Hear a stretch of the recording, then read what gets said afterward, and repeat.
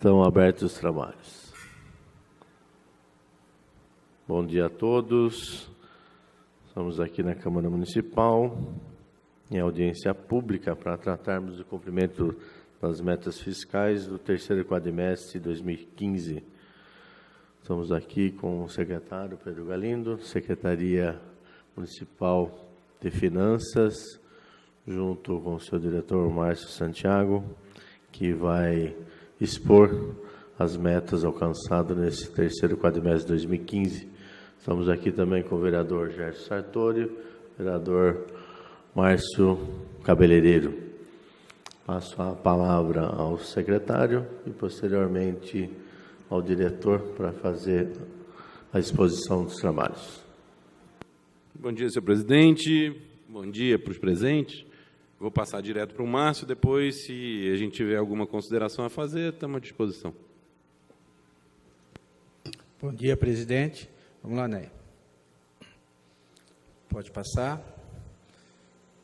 Inicialmente, eu vou direto para o desempenho já das metas. Pode mudar, né? Mais um. Então, esses são alguns indicadores do terceiro quadrimestre, está o encerramento do exercício de 2015. Uma receita corrente líquida de 1,52 bilhão, uma dívida consolidada de 25,17 da receita corrente líquida, despesa com pessoal e encargos 41,92 da receita corrente líquida e o resultado primário de 87,17 milhões. Vamos detalhar um pouco da receita agora, tá? Aí a gente mostra por categoria econômica, que é a divisão da receita em receita corrente de capital e as receitas intra-orçamentárias.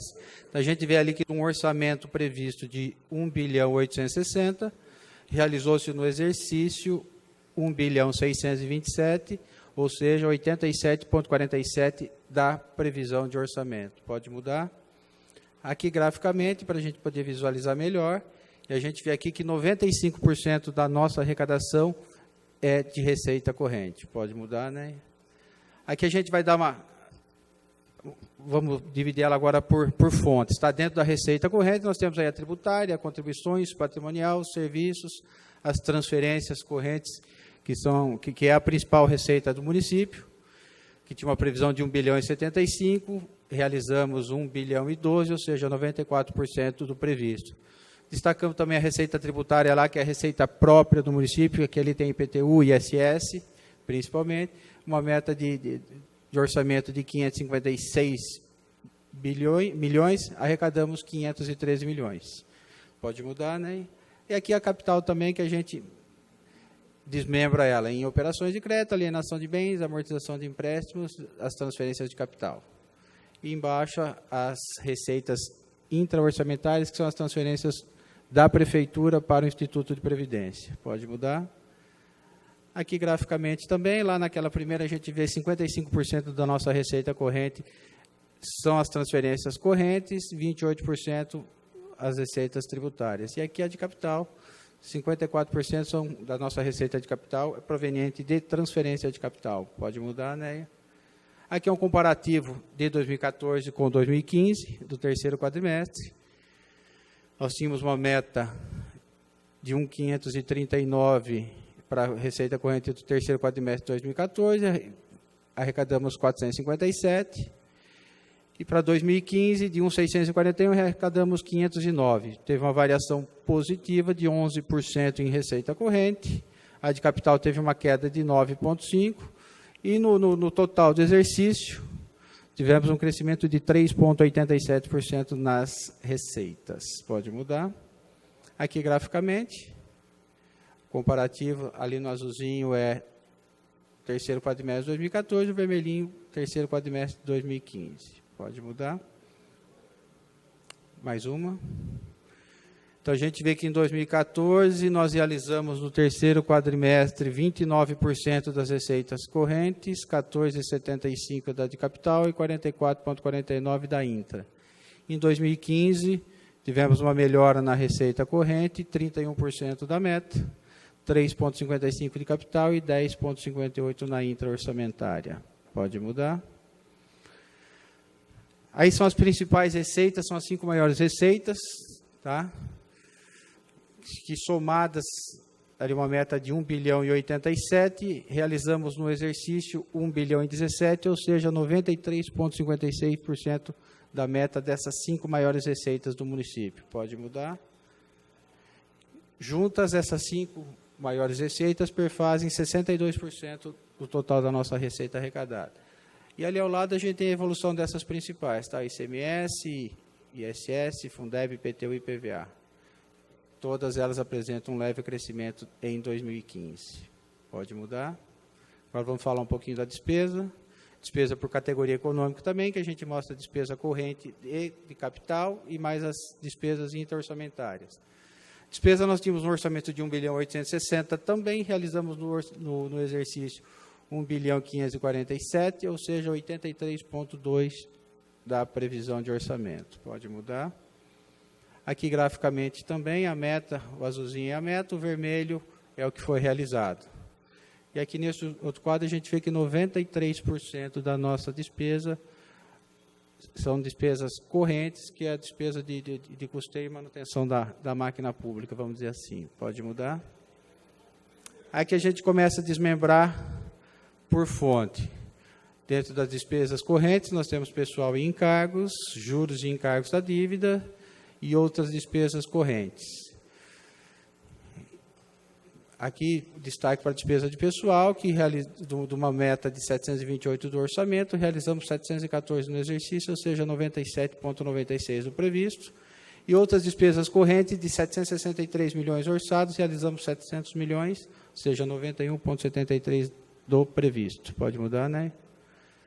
Aqui a gente desmembra também a de capital.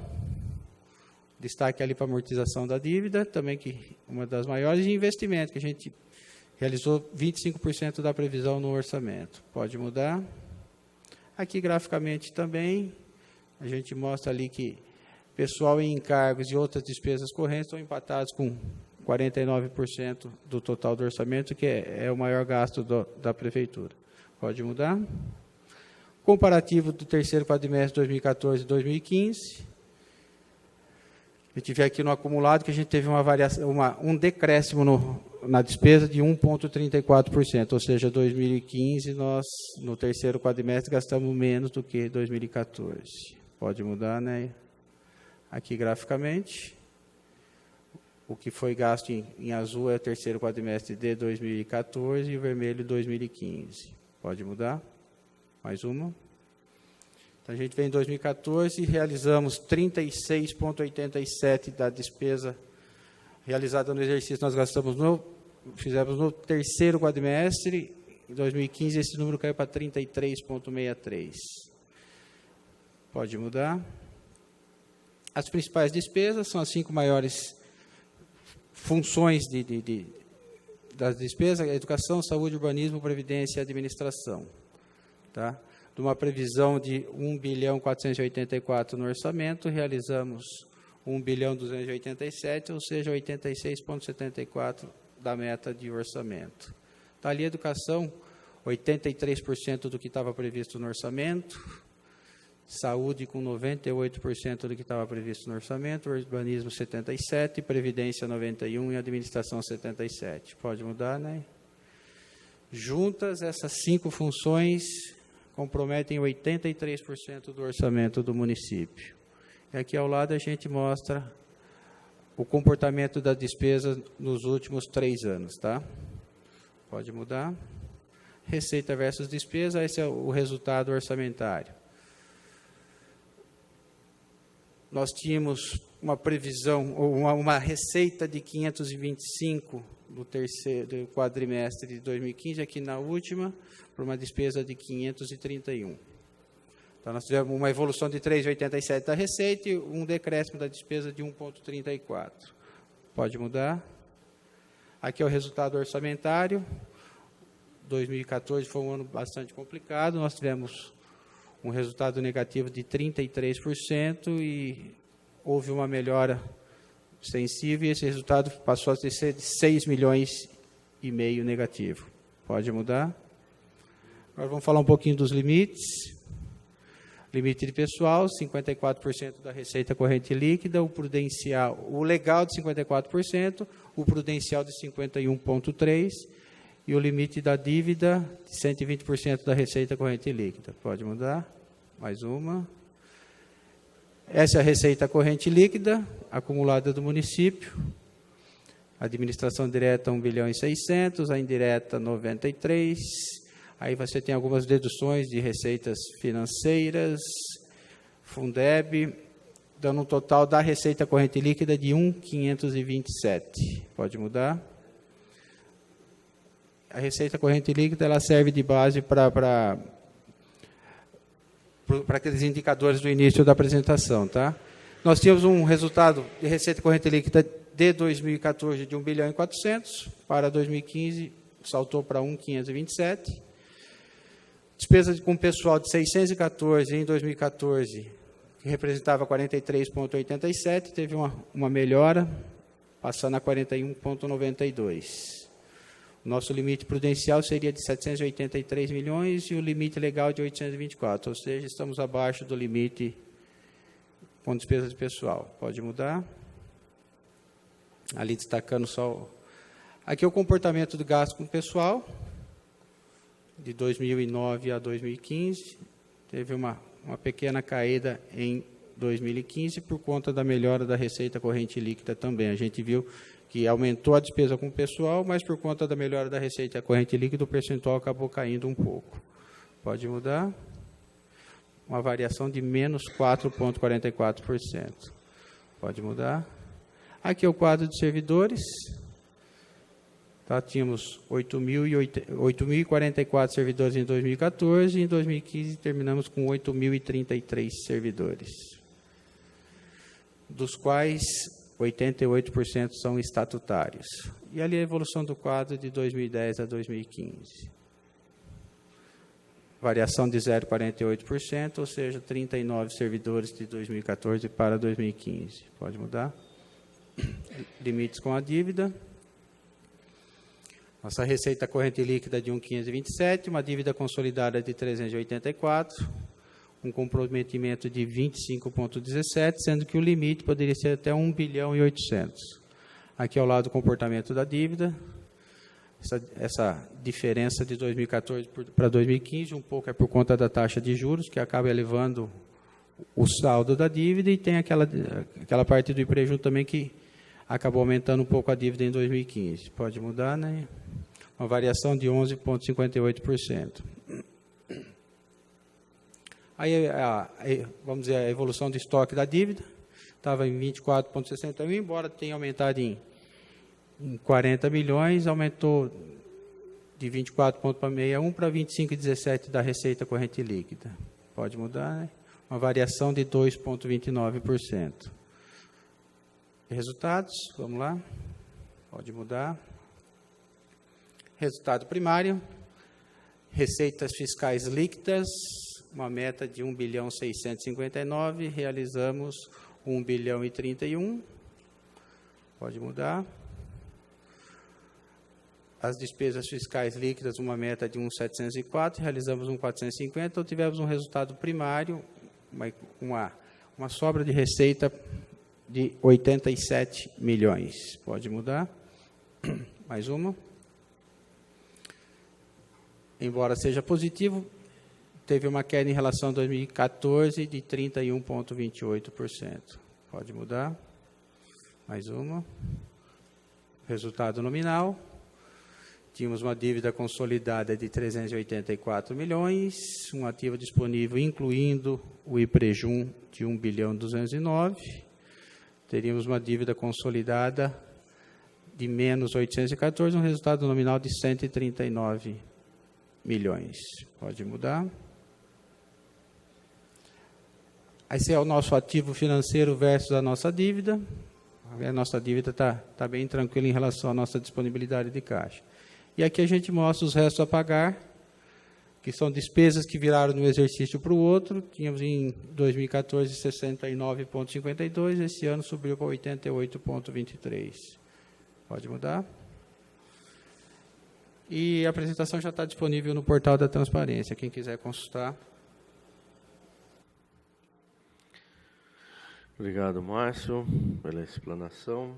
Lembrando que essa audiência faz parte daquelas 3 apresentações que são feitas ao Executivo, principalmente à comissão mista dessa Casa, entre os meses maio, setembro e fevereiro. Então, essa audiência fecha as metas fiscais do ano de 2015. Eu abro aos vereadores que queiram fazer alguma pergunta, algum comentário, e registrar também a presença da vereadora Marilena e também do vereador Paulo Malermo. Bom dia, presidente, secretário, Pedro e diretor, pela apresentação, parabéns pela apresentação. Com relação ao projeto de lei que nós aprovamos aqui na Casa em relação à repactuação da taxa de juros, que havia sido aprovada na esfera federal, e nós fizemos a autorização legislativa local. A partir de quando ela começa a ter um efetivo impacto na dívida no município de Jundiaí, no recálculo da dívida, e qual o impacto disso na proporção com a receita corrente líquida, e com os reajustes que nós voltamos dos servidores e em diversas categorias no ano de 2015, que começam a ter impacto a partir de janeiro de 2016, a partir do mês passado, caso de engenheiros, por arquitetos, enfim, e algumas outras que vão sendo escalonadas, também teremos em janeiro de 2017. Qual que é a projeção do impacto dessa nova despesa, com o pessoal, em relação ao orçamento, mediante um cenário 2016, que eu gostaria também que o senhor pudesse ponderar em relação à arrecadação, a projeção de inflação, crescimento do PIB, e para nós que somos dependentes da atividade econômica, em especial na arrecadação da cota parte do ICMS, qual vai ser o efeito disso? Obrigado.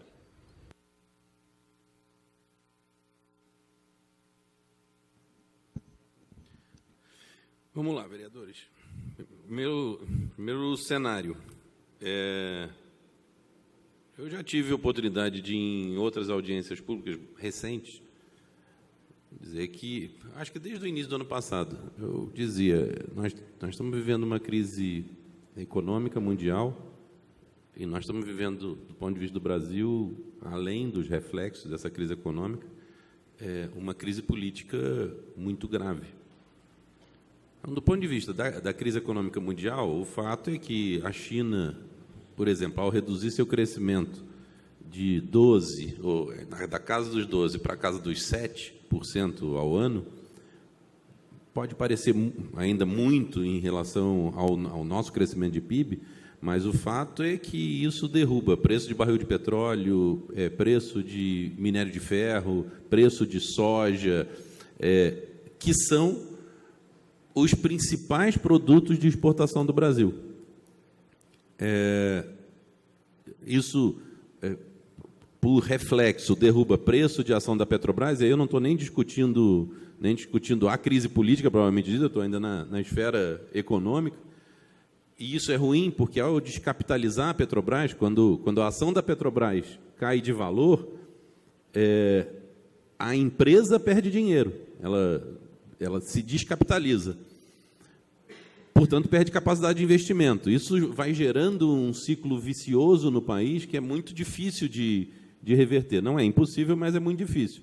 E aí sim nós entramos, no caso do Brasil mais especificamente, na crise política, porque é difícil de reverter ciclos viciosos. A gente viu um quadro aqui, eu estava mostrando para o presidente, do resultado primário, que nós estamos revertendo o resultado primário. Nós tivemos 2 anos de resultado primário extremamente negativo, e agora nós estamos nos reaproximando do zero. Provavelmente em 2016 nós já fechamos no positivo, mas o fato é que enquanto não se revêem, principalmente no Congresso Nacional, ajuste fiscal, principalmente, determinados marcos regulatórios, o próprio mercado não sente, o mercado financeiro, principalmente, é um problema, a gente depender do mercado financeiro, mas o mundo inteiro hoje depende do mercado financeiro, não sente segurança suficiente para fazer grandes investimentos no país. Isso, por exemplo, o Ibovespa, um dos principais índices de mercado de capitais, fechou no ano passado com um acumulado negativo de quase 14%. Isso significa que o conjunto das empresas que têm suas ações na Bovespa, esse conjunto reduziu seu tamanho financeiro em algo em torno de 14%. E ali existem alguns trilhões de reais. É um senhor problema quando a gente fala de 14% em relação a trilhões de reais. Pois bem, de qualquer maneira, me parece que o cenário para 2016, eu tenho brincado, é claro que essa palavra não existe, mas eu digo que nós estamos despiorando do ponto de vista econômico. A gente tem número para mostrar isso, então nós estamos com a receita municipal crescendo, não na velocidade desejada, mas ela vem crescendo. Nosso índice de participação no ICMS nos últimos anos vem tendo crescimentos razoavelmente fortes, então de 2014 para 2015 ele subiu 7%, de 2015, 7,5%, de 2015 para 2016 ele subiu 6%. E isso garante um acréscimo de arrecadação de ICMS que, se por um lado não compensa a inflação, não chega a compensar a inflação, pelo menos coloca Jundiaí numa situação razoavelmente privilegiada. Privilegiada a ponto no grupo de secretários do Fórum de Secretários de Finanças do Estado de São Paulo, nós temos um grupo que funciona e que quase sempre a gente está tabelando as coisas. Então, quanto que cresceu tal coisa no seu município, qual foi a arrecadação, tal. A gente está comparando os municípios quase que o tempo todo. Bem, eu diria que dos 645 municípios do Estado, tirando Jundiaí, são 644, uns 600 secretários municipais mandam mensagens para mim dizendo assim, vocês estão bem, vocês estão bem. Na verdade, enfim, nós estamos melhores do que a imensa maioria do ponto de vista relativo. Do ponto de vista absoluto, é evidente que a gente não tem toda a condição para fazer todos os investimentos que deveria fazer. Mas estamos trabalhando para isso, e aí vou começar a responder as perguntas mais diretamente. Em relação à revisão da dívida pública, acho que todo mundo se lembra, foi aprovada uma lei complementar que alterou a Lei 101, a Lei de Responsabilidade Fiscal, no final de 2014. O governo federal só editou a regulamentação, o decreto regulamentador dessa alteração em dezembro de 2015. Era um decreto que colocava determinadas exigências descabidas, e hoje claramente descabidas, aí não é mais só a minha opinião, porque o Supremo Tribunal Federal retirou em caráter liminar algumas das exigências.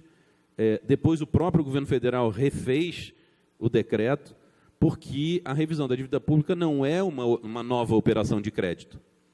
Ela é aquela mesma operação de crédito que foi feita no ano 2000, 1999, por aí, só que com outras regras de indexação, de correção monetária e de remuneração do capital. Mas ela é a mesma. Uma das exigências que caíram foi exatamente a de lei autorizativa, porque as leis autorizativas dos legislativos municipais e estaduais, elas só são exigidas e exigíveis em operações de crédito. Isso não é uma operação de crédito. No entanto, nós aqui, considerando que ainda não havia saído o novo decreto da União, a União prometia, mas ainda não tinha saído o novo decreto, nós mantivemos o projeto de lei, pedindo para essa casa votar, e eu agradeço penhoradamente pela votação, soube que foi unânime a votação, por via das dúvidas. Nós estamos ultimando, ontem eu recebi o termo de aditamento, que reduz drasticamente a nossa dívida. Ele reduz a dívida original de 189 milhões para uma dívida na casa de 60 milhões, 60 e poucos milhões. Só que a imensa maior parte disso já foi pago. Com a revisão nós não deveremos mais absolutamente nada à União a este título, já agora no mês de fevereiro. Então, nós tínhamos, com base nos cálculos que a gente tinha feito, 6 milhões e 600 para serem pagos, 2.200 em janeiro, 2.200 em fevereiro, 2.200 em março. Nós pagamos os 2.200 em janeiro e agora em fevereiro ainda estamos discutindo com o Banco do Brasil, mas devemos pagar apenas 200 mil. Então serão ao todo 2.400, dos 6.600 que estavam reservados. O impacto é imediato. O impacto nas contas vai aparecer na audiência de prestação de contas, na próxima audiência de prestação de contas, que é do primeiro quadrimestre de 2016. O impacto é esse, então, sim, existe uma economia grande. É claro que nós ainda não fechamos o termo de aditamento. Nós devolvemos ontem para o Banco do Brasil, que é o agente financeiro dessa operação, devolvemos a proposta de termo de aditamento, já com o ok do jurídico e tudo mais, deve vir hoje ou amanhã para assinatura. O que pode ser um problema, porque a data de vencimento da parcela de fevereiro era dia 22, anteontem, na segunda-feira. Então, nós enviamos um ofício ao Banco do Brasil autorizando somente o desconto, porque é desconto automático, é débito automático, e nós não temos como cancelar esse débito automático, não é que nem o débito automático da conta telefônica da gente na nossa conta corrente pessoal, mas nós só autorizamos o desconto automático de 200 mil, limitado a 200 mil reais, que era o cálculo que o próprio Banco do Brasil tinha passado para nós. Isso para evitar que o município vire credor da União, porque é muito difícil receber do poder público. Eu reconheço isso até em relação ao município. O ideal é que a gente não repasse dinheiro à toa para a União. Só para vocês terem uma ideia, o município de São Bernardo do Campo é credor da União desde março do ano passado e continuou pagando. Por que continuou pagando? Porque senão não recebe fundo de participação dos municípios, senão não recebe transferência voluntária. Então, no final das contas, acaba sendo mais proveitoso do ponto de vista financeiro pagar do que deixar de pagar e deixar de receber todos os outros repasses que montam um valor infinitamente maior do que o que o município pagou. Mas realmente vai ser um problema para São Bernardo do Campo agora ver esse dinheiro. Vai receber, claro que vai receber, mas demora. O impacto vai aparecer agora. Em relação aos reajustes, em primeiro lugar, o impacto é sempre relativo, né? Porque ele é relativo à receita corrente líquida. Então, como os senhores puderam ver, nós fechamos o ano passado com 41,9%, um pouco menos de 42% da receita corrente líquida com a despesa de pessoal. Eu imagino que esse ano, pelos cálculos que a gente fez, isso não suba em relação à receita corrente líquida mais do que 0,5%. Então, para esse ano, não é um impacto percentual tão grande. É claro que quando a gente vê o valor nominal, sim, é um valor bastante grande. Ele se aproxima, e aí eu estou falando só do que já foi aprovado aqui, não estou nem discutindo o reajuste desse ano. Ele se aproxima, no que já foi aprovado, da casa de 40 milhões de reais a mais. Então, esse é o impacto. Mas aí a gente ainda vai ter que discutir reajuste e tudo mais. Do ponto de vista percentual em relação à receita corrente líquida, como ela vem aumentando, isso é bem menor. O impacto percentual é muito menor.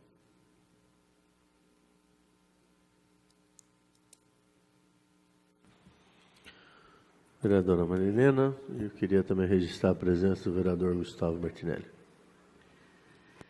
Bom dia, secretário. Em relação às despesas com o pessoal, a gente tem acompanhado, o senhor sabe, bastante de perto a questão das informações no portal da transparência e, ora, eu tenho informações diretas da Secretaria de Gestão, que demanda para a Secretaria de Finanças a responsabilidade das informações que são colocadas. E aí, quando tem aí o número total de servidores, eu questionarei, não aqui, que não é o fórum específico, mas a gente tem muitas inconsistências no portal da transparência, e eu vejo que algumas coisas agora a Secretaria de Gestão acho que está passando a informação correta, em relação ao total de servidores, né? O portal coloca, se a gente olhar grosseiramente, o total de servidores que está informados no portal, 8.000 e tanto, a gente está contando estagiário, a gente está contando um quadro de servidores temporários, alguns estão lá, outros da educação não estão ali. Então, tem várias coisas que a gente apontou, inclusive na controladoria, para que haja aí um olhar mais rigoroso em relação ao número, que eu acho que acaba refletindo até nas informações que são repassadas a título de prestação de contas.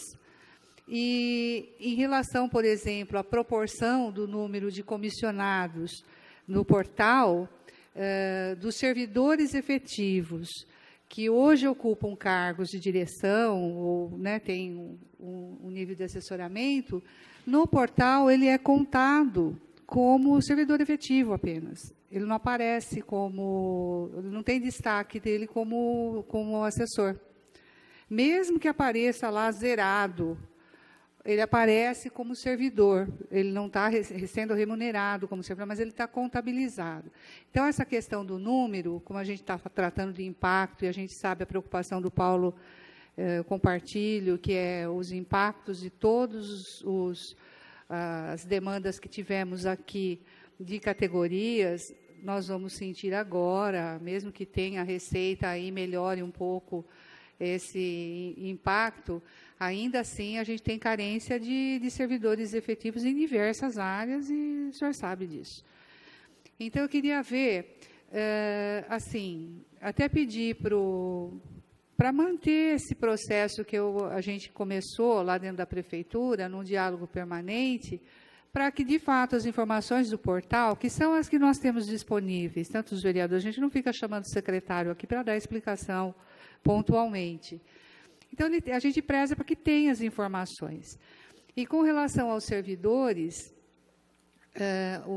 a lei que nós fizemos agora, embora tenha tido veto e tenha sido derrubado aqui, a gente quer que ela opere, de alguma maneira, as informações que a gente está propondo ali, para que fique mais visível esses servidores que estão, por exemplo, cedidos. A gente está contabilizando, eventualmente, uma porção de servidores que estão em outros órgãos, né, estão cedidos informalmente. Isso tem muito, sessão informal, então o servidor aparece num órgão, e a gente não está falando do total, a gente está falando por órgão. Quando eu quero enxergar uma secretaria, despesa de pessoal com uma secretaria, e a lei determina que os gastos com aquela secretaria, eles não estão sendo fiéis, porque ali constam pessoas que não estão, nunca estiveram, estão cedidos, estão em licença, hora aparece no RH, hora aparece na secretaria. Então, a gente está trabalhando seriamente na questão do portal, e acredito que a lei possa ajudar.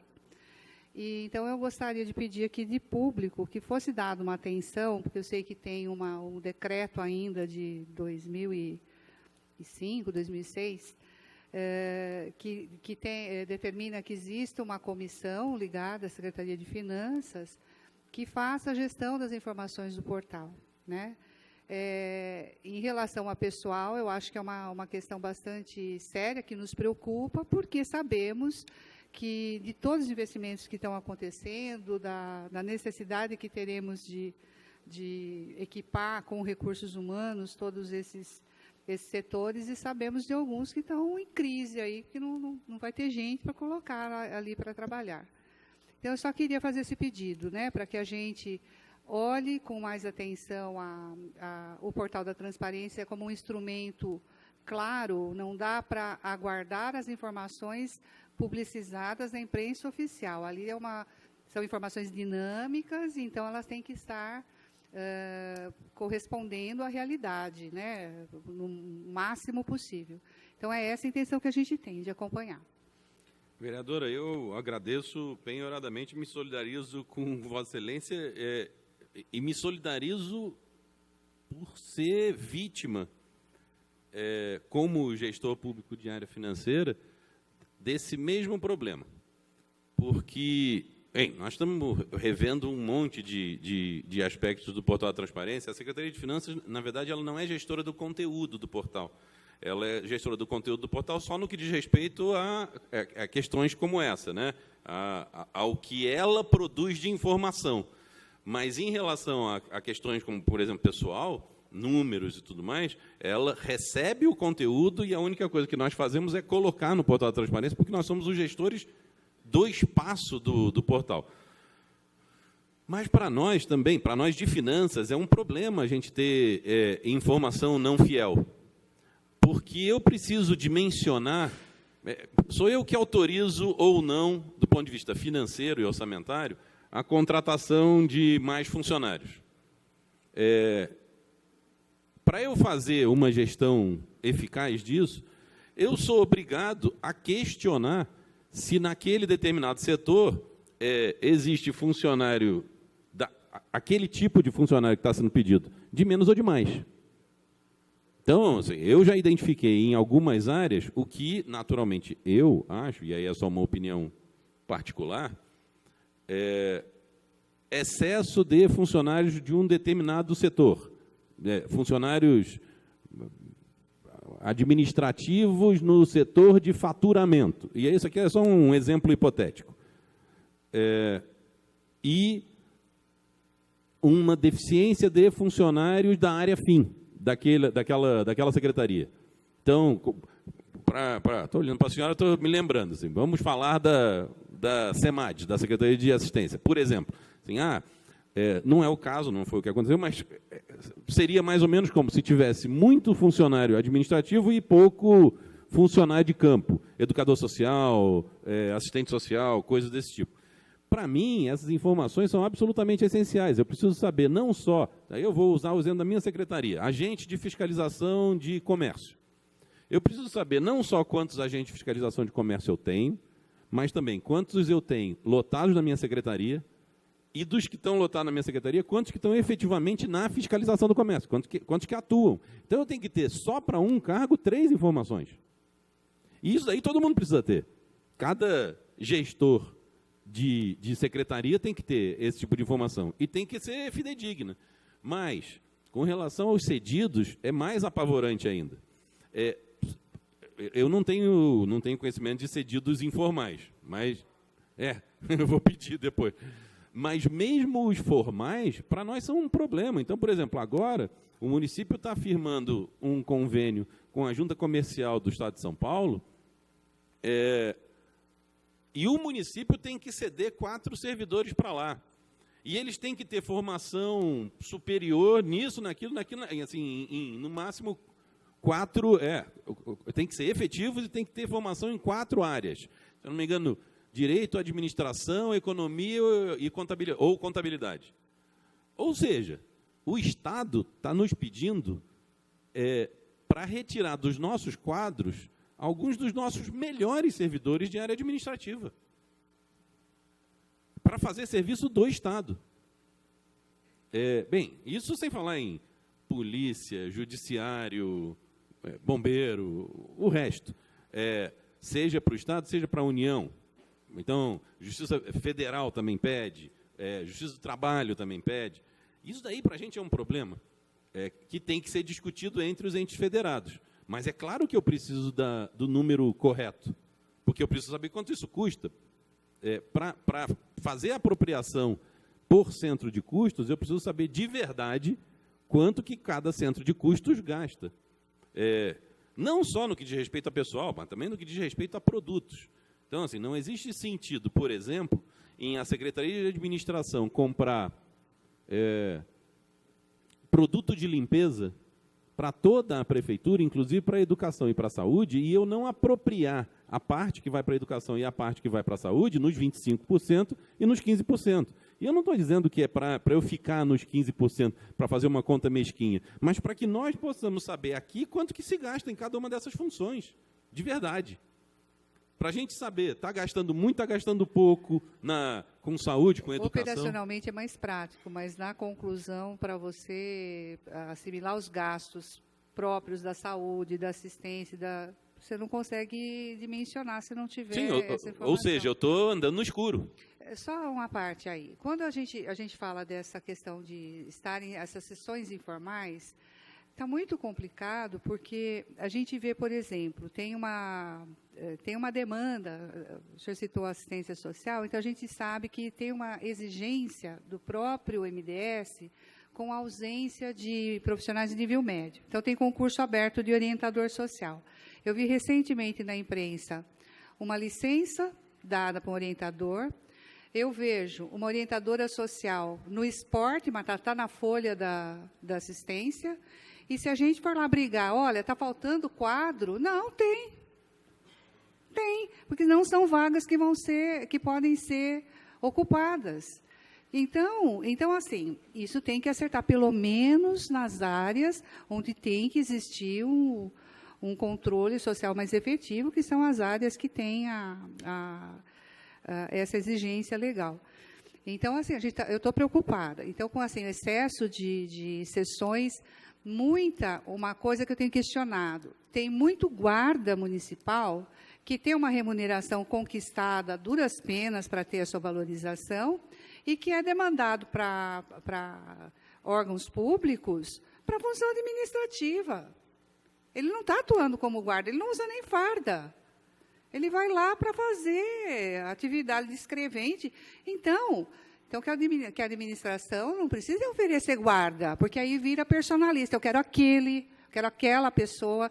Então, essa prática tem que parar, senão eu vou lhe mandar, secretário, a lista das situações de informalidade que a gente vê, inclusive envolvendo assessorias, acho que a gente está num momento de ajuste aí, por conta desse tipo de coisa. E a nossa folha continua ali, né, como se a gente tivesse um número, uma proporção de servidores que, de fato, não estão efetivamente servindo o município. Sim.